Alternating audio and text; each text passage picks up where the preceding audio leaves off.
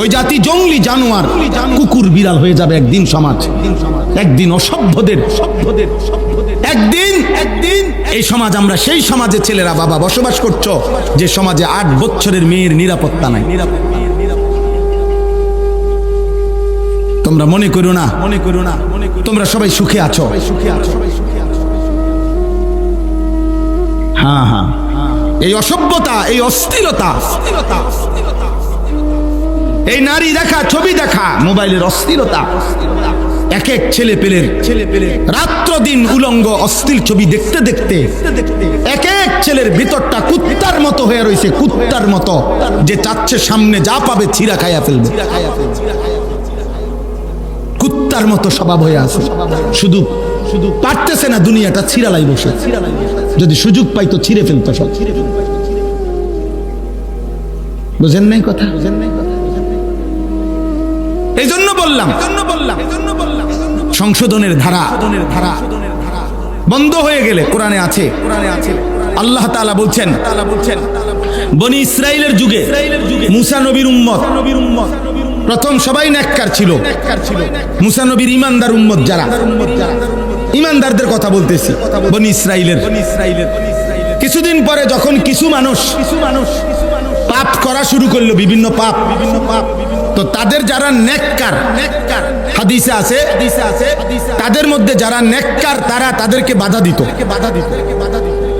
কিন্তু আরো কিছুদিন যাওয়ার পর যখন দেখতেছিল যে নাফরমানরা কোনোভাবেই পাপ ছাড়ে না, তখন নেককাররাও, নবীজি বলেন, তখন নেককাররাও ধীরে ধীরে তাদের সাথে মিশে গেল এবং তাদের সাথেই খাইতে লাগলো, পড়তে লাগলো, চলতে লাগলো, ফিরতে লাগলো, আর তাদেরকে নিষেধ করে না। কোরআনে সেই আয়াত আছে, কানু লা ইয়াতানাহাউনা আম মুনকারিন ফাআলুহু লাবিসা মা কানু ইয়ামালুন।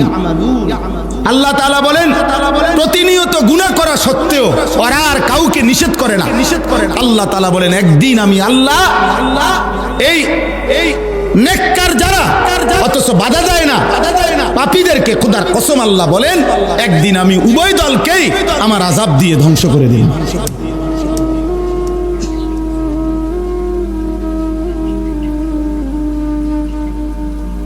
অতএব ছেলেরা বাবা মনে রাখো, আজ হয়তো তোমাদের দুর্ভাগ্য, অনেকের তোমাদেরকে কেউ টেনে ধরে না, এটা তোমার দুর্ভাগ্য, বদনসিব, এটা বদনসিব। কোন ছেলের জীবনে, কোন মেয়ের জীবনে, কোন মানুষের জীবনে সবচেয়ে বড় লানত, অভিশাপ তার জীবনের, যে সে এমন একজন অভিভাবক পায় নাই যে তাকে আল্লাহ চিনাবে, যে তাকে ধরে ধরে গুনাহ থেকে ফিরাবে, যে তাকে মজবুত করে সে চাইবে। আল্লাহর নবী বলছেন আমি চোখে দেখছি, আল্লাহর নবী বলছেন যেরকম আলোর মধ্যে, আগুনের মধ্যে পোকা, সাদা সাদা ফোক আছে না একগুলা, আগুনের সামনে উড়াই এসা পড়ে, তো আল্লাহর নবী এটা উদাহরণ দিয়ে বলছে আগুনের সামনে যেরকম সাদা সাদা পোকা এসে পড়ে, নিজের জীবন নিজে দিয়ে দেয়। আমি যখন মক্কার জমিনে দাঁড়াইছি সেদিন আমি দেখতেছিলাম মানুষগুলো যেন জাহান্নামের আগুনে এরকম নিজে নিজে ঝাঁপাইয়া পড়তেছে। আর আল্লাহর নবী বলেন সেদিন আমি এই মক্কার জমিনে দাঁড়িয়ে একটা মানুষকে চেয়েছি, আমার একটা উম্মতকে চেয়েছি কোমরে জড়াইয়া ধরে ধরে জাহান্নামের আগুন থেকে বাঁচাইতে। জাহান্নামের আগুন লাগলে মানুষ আর শার্ট লইব না, জামা গায়ে দিব, এই কথাও আর ভাবে না। মানুষ দৌড় শুরু করে, ওই মানুষগুলোকে বাঁচাইতে হবে।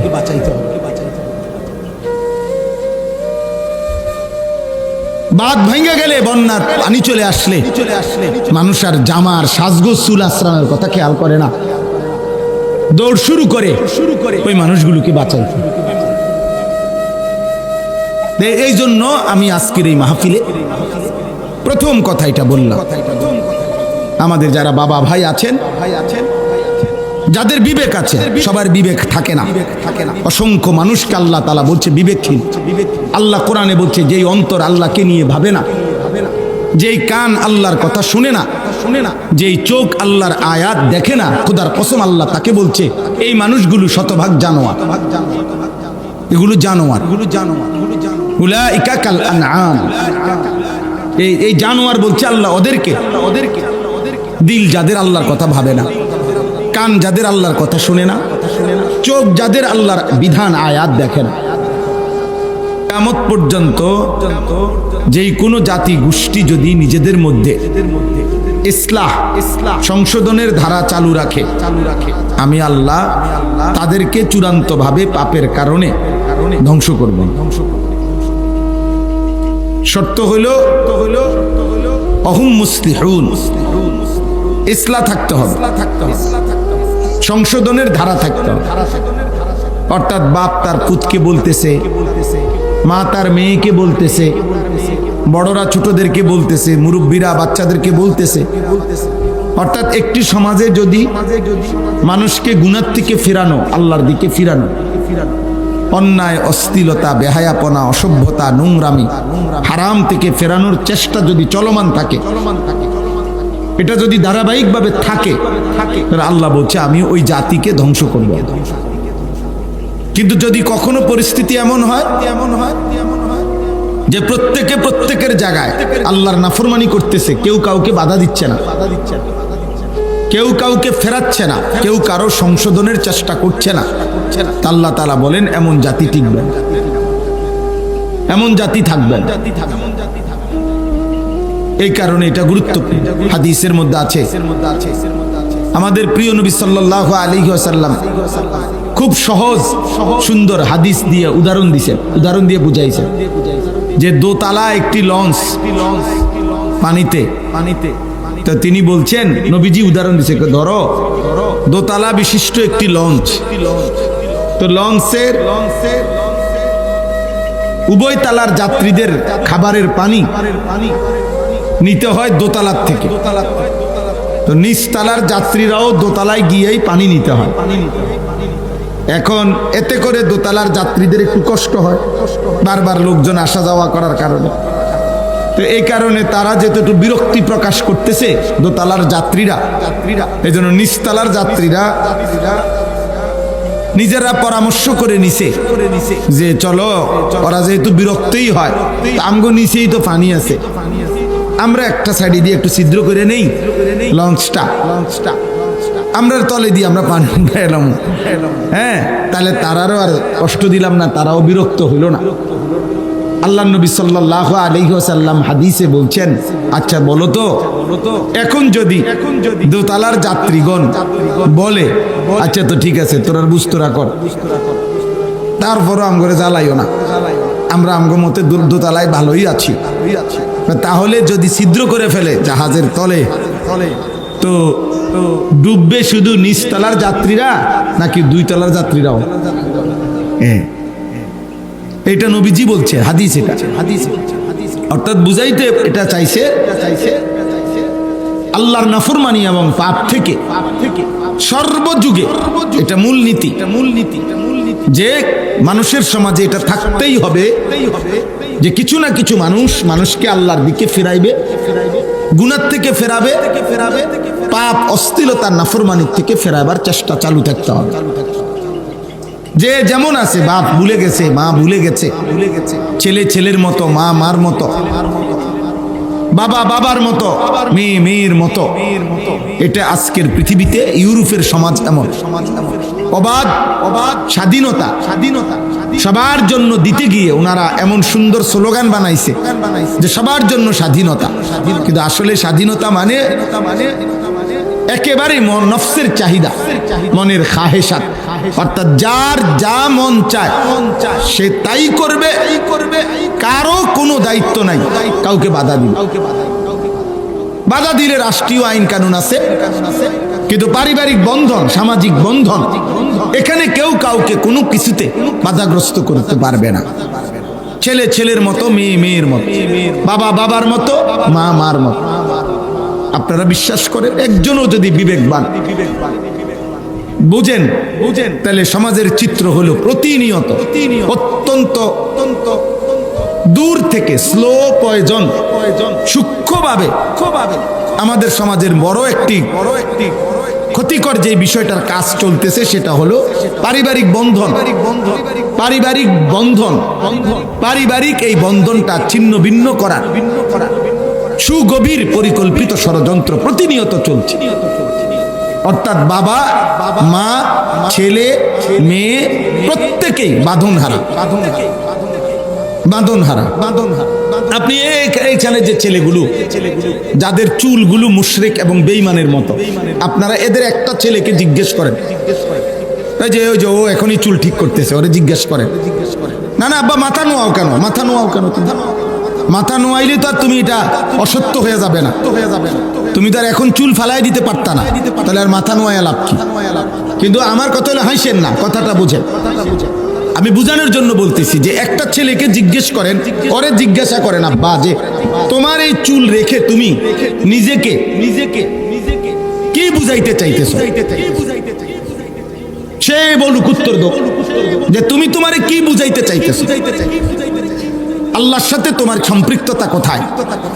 নবীর সাথে তোমার সম্পৃক্ততা কোথায়? তোমার ধর্মের সাথে তোমার সম্পৃক্ততা কোথায়? আচ্ছা, এগুলো বাদ দেন। এবার তোমার বাবার সাথে তোমার সম্পৃক্ততা কি? তোমার দাদার সাথে, তোমার বংশের সাথে তোমার সম্পৃক্ততা কোথায়? এটাও বাদ দেন। এবার বলেন তাকে যে তুমি যে পড়ালেখা করো, তোমার যে টিচার স্কুলের হোক, স্কুলের যে স্যারেরা তাদেরও তো কারো চুল এমন না, তাহলে এই নাফরমান বলুক যে সে এই চুল চেহারা দিয়ে সে কার মতো সাজলো?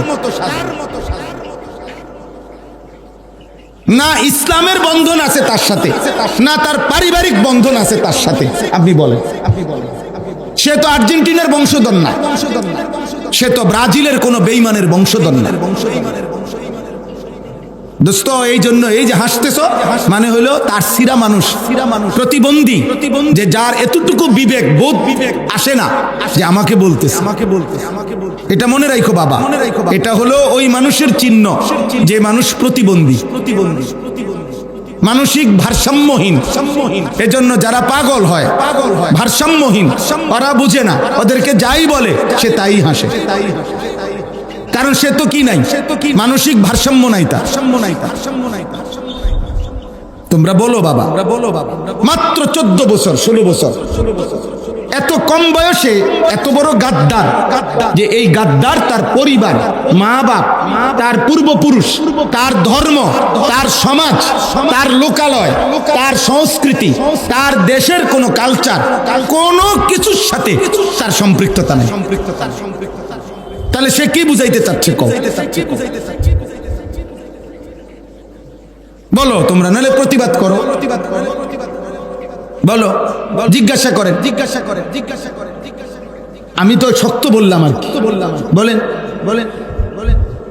আপনারা সবাই তাকায় আমরা সবাই দেখতেছি সমাজে কেউ কাউকে বাধা দেওয়ার মতো, সামান্য বলার মতো হিম্মত করছে না। এটাই দুশ্মনের ষড়যন্ত্র। দুশ্মন চাচ্ছে এমন ভোঁতা বানায় দিতে যে এরা শুধু খাবে, ঘুমাবে, উল্লাস করবে, ফুর্তি করবে, দুনিয়া ভোগ করবে, কেউ কাউকে কিছু বলবে না। আচরণগত কোনো বাধা দেওয়ার জন্য যে যেভাবে পারে ওইভাবে দুনিয়া ভোগ করবে,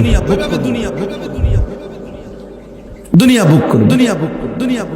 হ্যাঁ, এই আধুনিক বিশ্বের পশ্চিমা ইউরোপের স্লোগান কি? আধুনিক স্লোগান হলো ইউরোপ চাচ্ছে পৃথিবীর মানুষকে কথা বুঝাইতে যে আপনার কোনো কিছুর কোনো মালিকানা আপনার নাই, কিন্তু আপনার কোনো বিষয়ে কোনো দুঃখ নাই। ওরা এইভাবে আপনার দিতে চায় যে আপনার যখন যা মন চায় আপনি শুধু অর্ডার করবেন, আপনাকে পৌঁছানো হবে, আপনার মালিকানা লাগবে না। যতবার আপনার নারী দরকার, যখন যেরকম দরকার আপনি পৌঁছে যাবে। আপনার হালাল হারামের এখানে বাঁচার কিছু নেই। আপনার দুনিয়া ভোগ করা দরকার, খাবার দরকার, আপনার যে কোনো আইটেম আপনি বলেন, শুধু অর্ডার দিবেন। এটা কি হালাল না হারাম? এই মুরগি কি জবাই করা না মরা? এত কিছু আপনার দরকার কি? আপনার ফাস্ট ফুড আইটেম হইলেই তো হইছে। আপনার খাবার না দরকার, আপনার চাহিদা পূরণ হওয়া দরকার। আজকে বলেন নাই তো। একজন বিবেকবান মানুষ বলেন যে এত কম বয়সে যাদের সাথে পরিবারের বন্ধনও ছুটে গেছে, আল্লাহর বন্ধনও ছুটে গেছে, তো এরা আগামী দিনে কি ধৈরা জীবনটা গঠন করবে, মানে কাকে ধরলো সে? বলো ভাই, তোমরা বলো, একটা ছেলে বলো, সে ধরলো কাকে? একজন মানুষ, একজন ছেলে, সে কি আর্জেন্টিনা ব্রাজিলের একজন খেলোয়াড়কে দেখে জীবন গড়বে? বলো না ভাই, তোমরা বলো ভাই। একজন মুসলমান সন্তান, তুমি বলো সেলুনের ওই বেঈমানের চুল, যে চুলের কাটিং লাগায় রাখছে সেলুনে, ওইগুলা তো যাদের চুল চারিদিকে ঝুলানো সেলুনের মধ্যে, ছবির মধ্যে যাদের চুলের কাটিং, এগুলা তো সবগুলো বেঈমান। তাহলে এই বেঈমানের চুলের কাটিং যদি তোমার পছন্দ হয়, তো তুমি নিজেকে কি বুঝাইতে চাচ্ছ?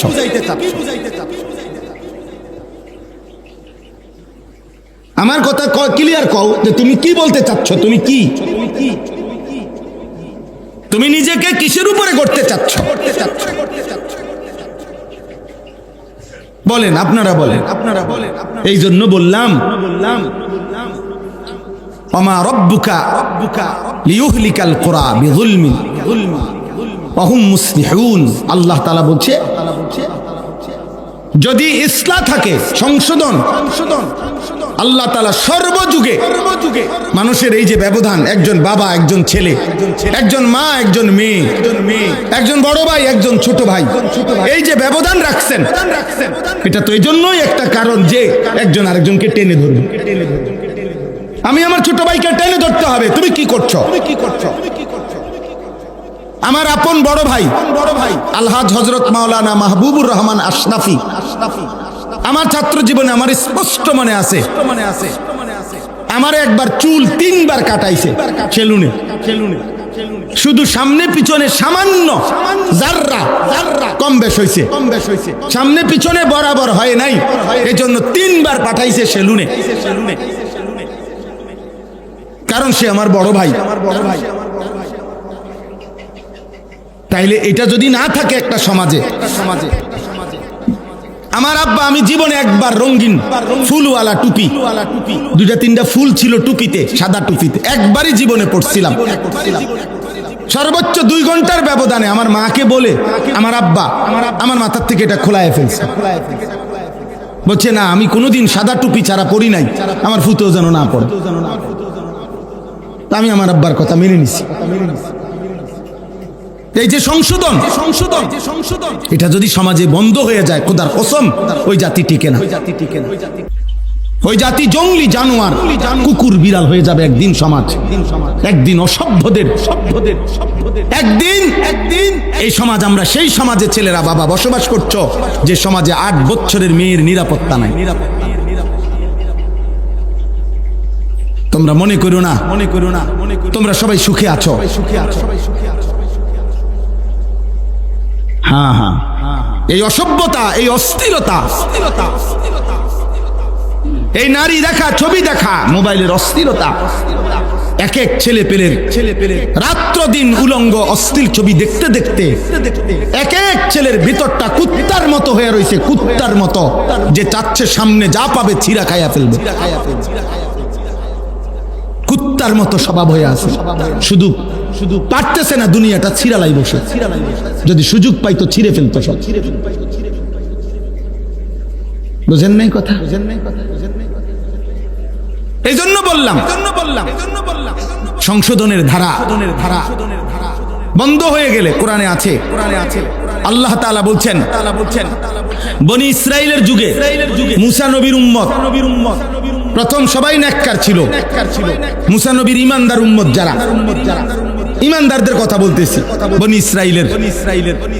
কিছুদিন পরে যখন কিছু মানুষ পাপ করা শুরু করলো, বিভিন্ন পাপ, তো তাদের যারা নেককার, হাদিসে আছে তাদের মধ্যে যারা নেককার তারা তাদেরকে বাধা দিত।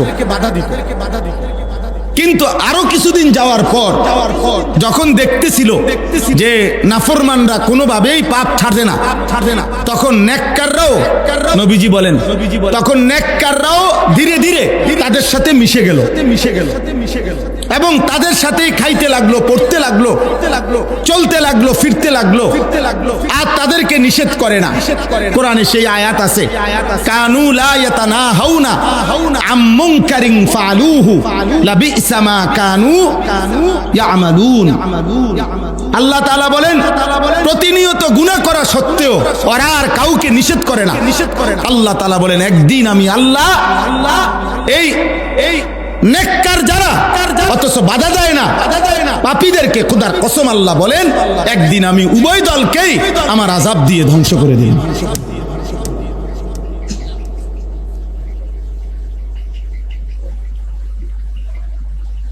অতএব ছেলেরা, বাবা মনে রাখো, আজ হয়তো তোমাদের দুর্ভাগ্য, অনেকের তোমাদেরকে কেউ টেনে ধরে না, এটা তোমার দুর্ভাগ্য, বদনসিব,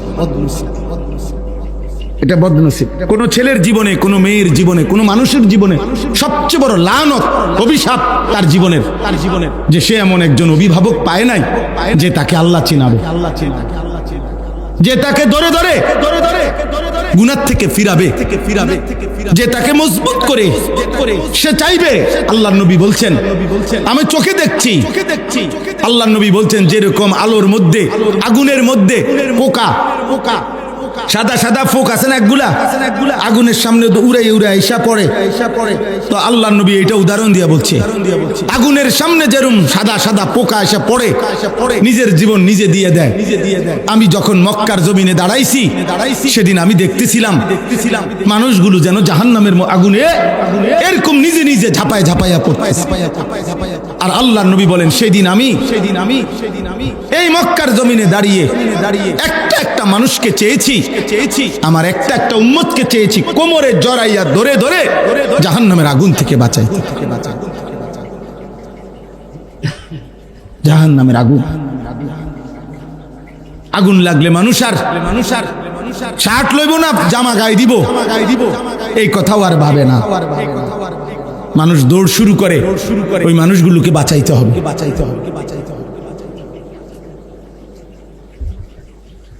বাঁধ ভেঙে গেলে, বন্যার পানি চলে আসলে মানুষ আর জামার সাজগোজ চুল আশ্রানোর কথা খেয়াল করে না, দৌড় শুরু করে ওই মানুষগুলোকে বাঁচাইতে। এই জন্য আমি আজকের এই মাহফিলে প্রথম কথা এটা বললাম, আমাদের যারা বাবা ভাই আছেন, যাদের বিবেক আছে, সবার বিবেক থাকে না, অসংখ্য মানুষকে আল্লাহ তাআলা বলছে বিবেকহীন। আল্লাহ কোরআনে বলছে, যেই অন্তর আল্লাহকে নিয়ে ভাবে না, যেই কান আল্লাহর কথা শুনে না, যেই চোখ আল্লাহর আয়াত দেখে না, খোদার কসম আল্লাহ তাকে বলছে এই মানুষগুলো শতভাগ জানোয়ার, এগুলো জানোয়ার, উলাইকা কাল আনআম। এই জানোয়ার বলছে আল্লাহ ওদেরকে, দিল যাদের আল্লাহর কথা ভাবে না, কান যাদের আল্লাহর কথা শুনে না, চোখ যাদের আল্লাহর বিধান আয়াত দেখেন। লাহুম কুলুবুল লা ইয়াফকাহুনা বিহা ওয়া লাহুম আযানুন লা ইয়াসমাউনা বিহা ওয়া লাহুম আ'য়ুনুন লা ইউবসিরুনা বিহা উলাইকা কাল আনআম।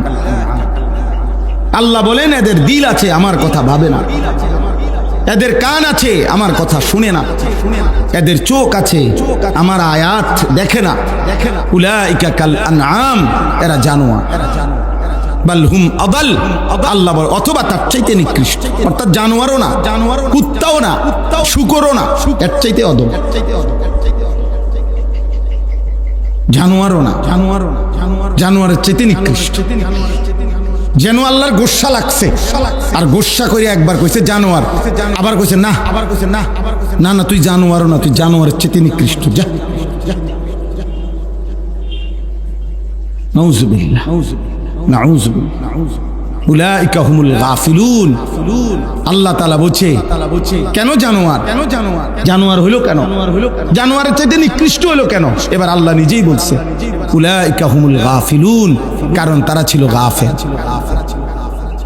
তারা গাফেল, তারা পারতো আল্লাহর বিধান মানতে, নামাজের ওয়াক্ত ছিল, পড়তে পারতো, গাফেল।